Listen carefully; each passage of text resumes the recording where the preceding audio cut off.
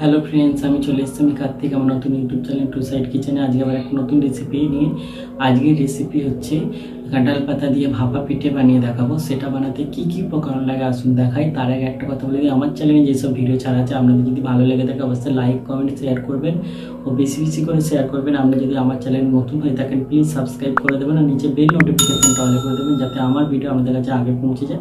তাহলে চলুন কাঁঠাল পাতা দিয়ে ভাপা পিঠে বানাতে কি কি উপকরণ লাগে আসুন দেখাই।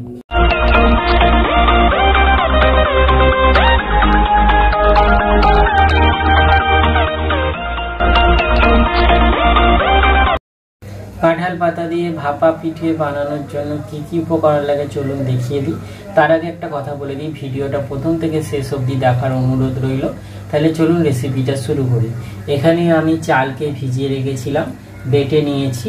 এখানে আমি তালের কাঠ নিয়ে নিয়েছি। এখানে আমি নারকেল ছাই করে নিয়েছি। এখানে পরিমাণ মতো চিনি নিয়েছি। তাহলে চলুন রেসিপিটা শুরু করি।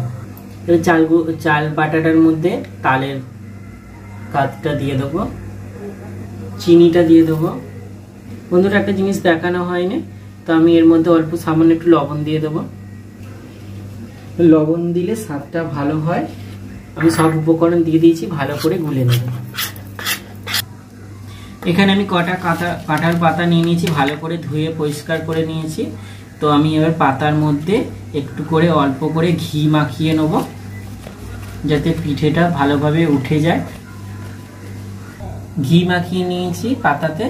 এবার আমি 1 চামচ করে, যেটা আমি তাল দিয়ে চালের পেস্ট দিয়ে আর চিনি নুন দিয়ে করে রেখেছিলাম ওটা দেবো। চালের ব্যাটারটা আমি দিয়ে দিয়েছি আর নারকেল ছাইটা যেটা আমি করে রেখেছি ওটা একটু করে দিয়ে দেবো মাঝখানে। দিয়ে পাতাটাকে এইভাবে আমি মুড়ে দেবো।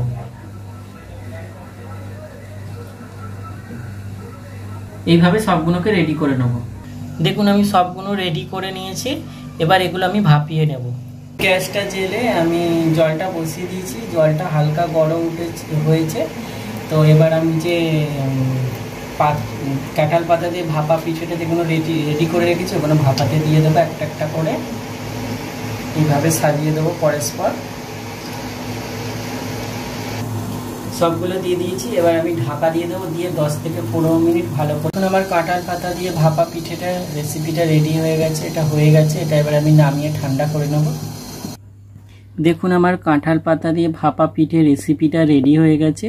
এই রেসিপিটা যদি আপনাদের ভালো লেগে থাকে অবশ্যই লাইক কমেন্ট শেয়ার করবেন ও বেশি বেশি করে শেয়ার করবেন আর প্লিজ সাবস্ক্রাইব করে দেবেন, আমাদের পাশে থাকবেন। চলুন তাহলে দেখা হচ্ছে নেক্সট ভিডিওতে। এরকম নিত্য নতুন ভিডিও পাওয়ার জন্য আমাদের চ্যানেলটাকে অবশ্যই সাবস্ক্রাইব করবেন, আমাদের পাশে থাকবেন। চলুন তাহলে দেখা হচ্ছে নেক্সট ভিডিওতে।